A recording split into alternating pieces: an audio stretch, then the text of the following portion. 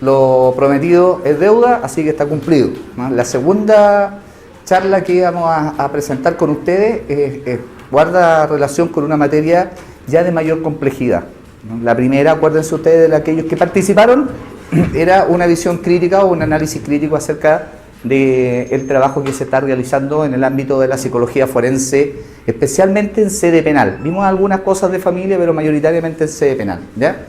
Y hoy día vamos a ver esta materia, ¿cierto?, de psicología forense, específicamente de psicopatología, ¿ya? Un ámbito bastante complejo, ya para los psicólogos, ya es complejo.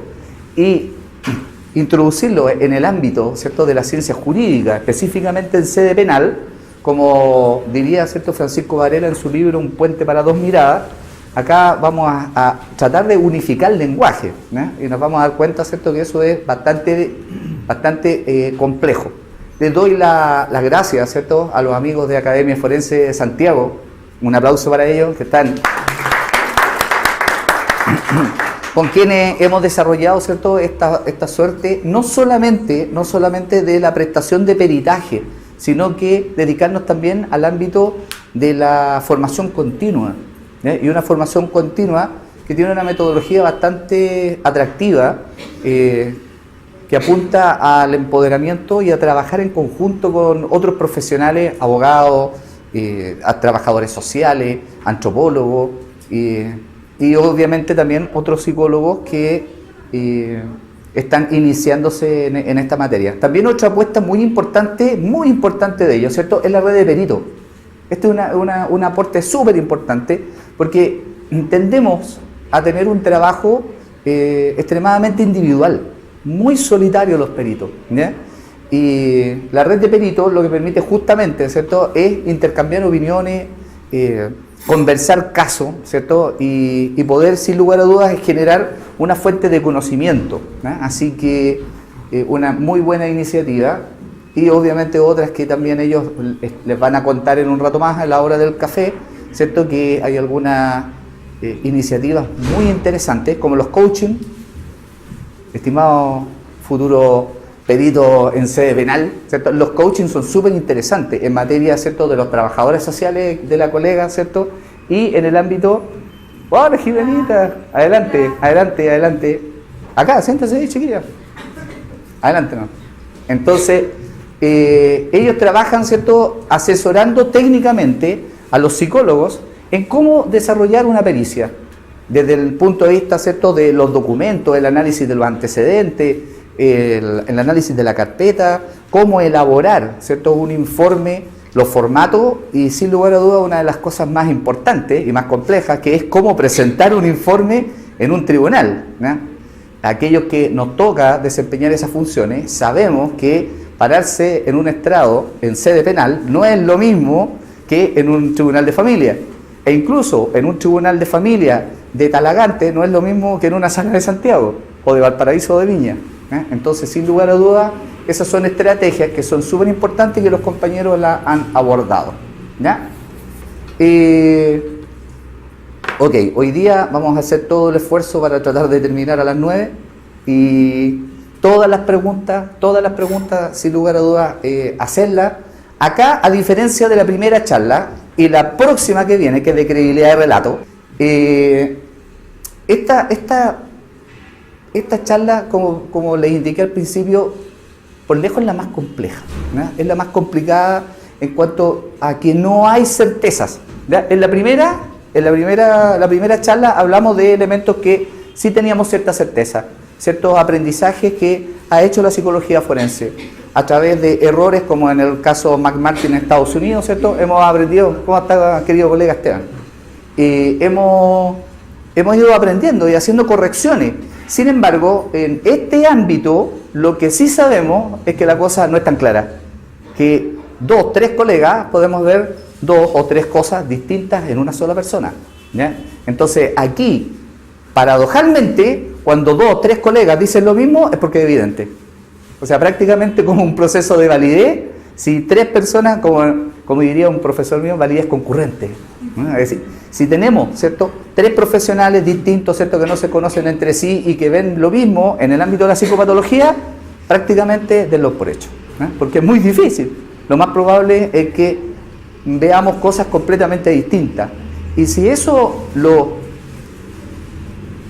contextualizamos en un delito grave, siempre el ámbito de la psicopatología va a estar relacionada a delitos graves, parricidio, homicidio, femicidio, descuartizamiento, lo que ustedes quieran, ¿no es cierto? Pero incluso siempre está muy ligado al ámbito de los delitos violentos, de los delitos pasionales, ¿eh? Entonces, obviamente, ¿cierto? Las penalidades ahí son monstruosas, ¿no? Son siempre monstruosas. El nivel de, no en pocos casos, ¿cierto? Hay cierto ámbito de connotación pública que genera y hace más ruido y hace más complicado todavía, ¿cierto? El trabajo de todos, absolutamente todos, del fiscal, del defensor, de los jueces y obviamente también de los peritos, ¿no?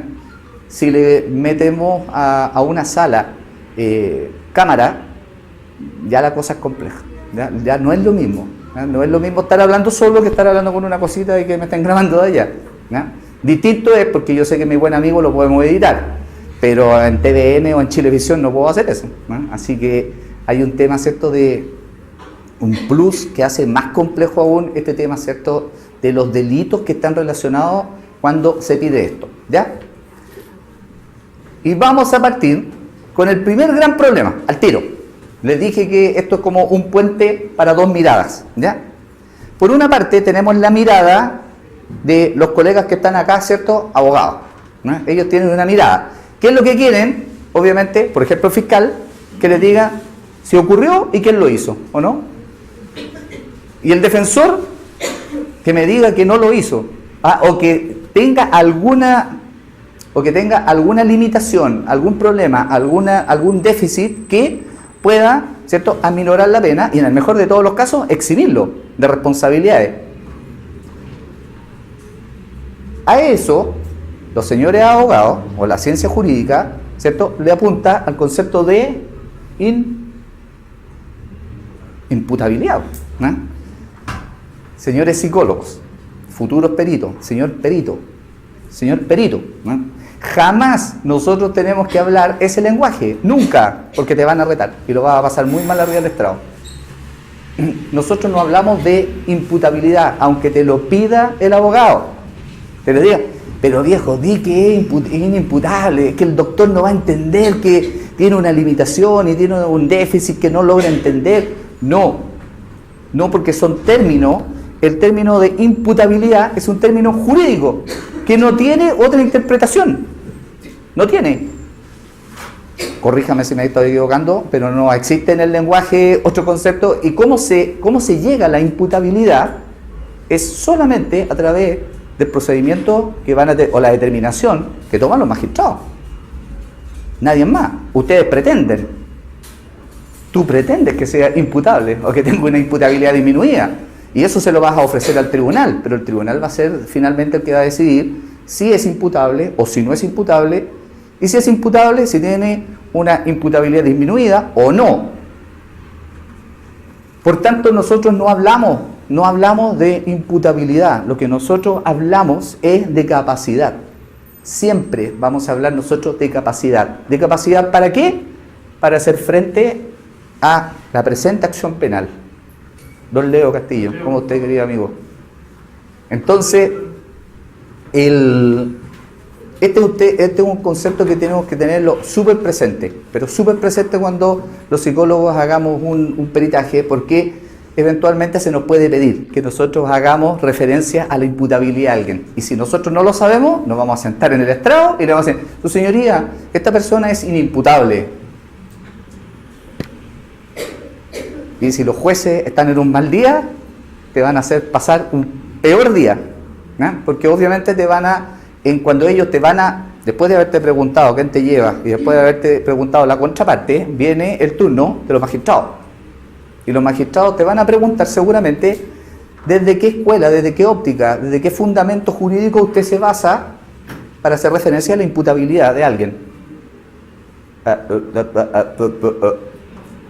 Entonces, ese uso del lenguaje que pudiese ser. Puede ser que en un día pase totalmente apercibido y el juez ni siquiera lo considere, pero puede ser que en otro no. Por tanto, nunca, absolutamente nunca, hacer referencia al concepto jurídico, o el término jurídico, de imputabilidad. Nosotros hablamos de capacidad, ¿ya? Solamente voy a retomar un elemento muy puntual, ¿ya? Que no es lo mismo que una evaluación psicológica que una pericia psicológica. Son dos cosas completamente distintas porque tienen epistemologías distintas y obviamente tienen metodologías que son distintas, claramente distintas, ¿ya? Por tanto, si bien nosotros usamos herramientas, imaginémonos, por ejemplo, que el abogado defensor detecta en su cliente una limitación cognitiva. No la va a llamar así, pero así, mira, ¿sabes qué? Es como medio tonto, o sea, medio lento, no sé, le faltan palos para el puente. Algo me da a mí la impresión, ¿cierto?, que tiene un problema de inteligencia. Y obviamente el abogado, ¿qué es lo que va a pedir? Una evaluación de esta dimensión, ¿ya? ¿Qué es lo que uno va a realizar? Entonces, obviamente, para los psicólogos que tienen formación clínica, obviamente uno va a utilizar las técnicas ajustadas para la evaluación de inteligencia, que lo vamos a ver a continuación, ¿ya? Y obviamente en base al déficit o a la limitación o al... Hoy día ya no se utiliza el término retardo, pero todavía en la práctica no ha quedado en desuso, ¿ya? Se utiliza en la práctica. Pero uno lo hace presente y obviamente esta limitación cognitiva con un determinado CI, uno, ¿cierto?, lo analiza cualitativamente e indica si efectivamente esta capacidad cognitiva está relacionada con dos cosas que son súper importantes. Uno, con el hecho imputado en contra del sujeto. Y segundo, si el sujeto es capaz de entender el procedimiento judicial y de llevar, ahí aquí está complicado, y si es que es capaz de llevar su defensa y entender su defensa. Salgámonos de la capacidad y vámonos al maravilloso ámbito del contenido del pensamiento.